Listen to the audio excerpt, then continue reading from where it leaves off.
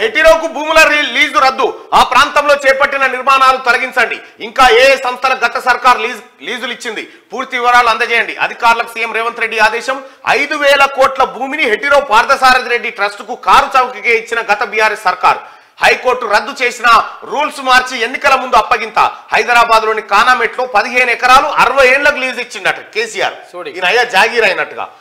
Hetero Parthasarathi Reddy trust కు గత BRS సర్కార్ కేటాయించిన 15 ఎకరాల భూముల లీజులు రద్దు చేయాలని సీఎం రేవంత్ సూత్రప్రాయంగా నిర్ణయించారు.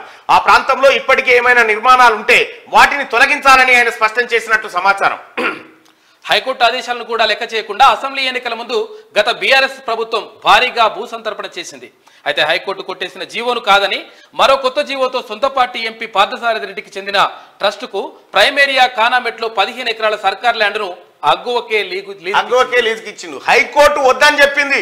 ఈయకురో అది పేద ప్రజల భూమిరా, ప్రభుత్వాన్ని ప్రజలకు ఎక్కడ రావాలంటే లే మాకు ఎన్నికలలో పైసలు ఇచ్చినోడా అని చెప్పి 15 ఎకరాల భూమిని, దాదాపు 5,000 కోట్ల రూపాయల విలువైన భూమిని అప్పనంగా కట్టబెడితే ఇప్పుడు ముఖ్యమంత్రి రేవంత్ రెడ్డి గారు ప్రమాణం చేసిన తర్వాత, ఈ సమీక్ష నిర్వహించిన తర్వాత ఈ హెటిరో పార్థసారథికి ఇచ్చిన భూమిని మళ్ళా గుంజుకొచ్చి మళ్ళా ప్రజల ఖాతాలో జమ చేసిండు ముఖ్యమంత్రి రేవంత్ రెడ్డి.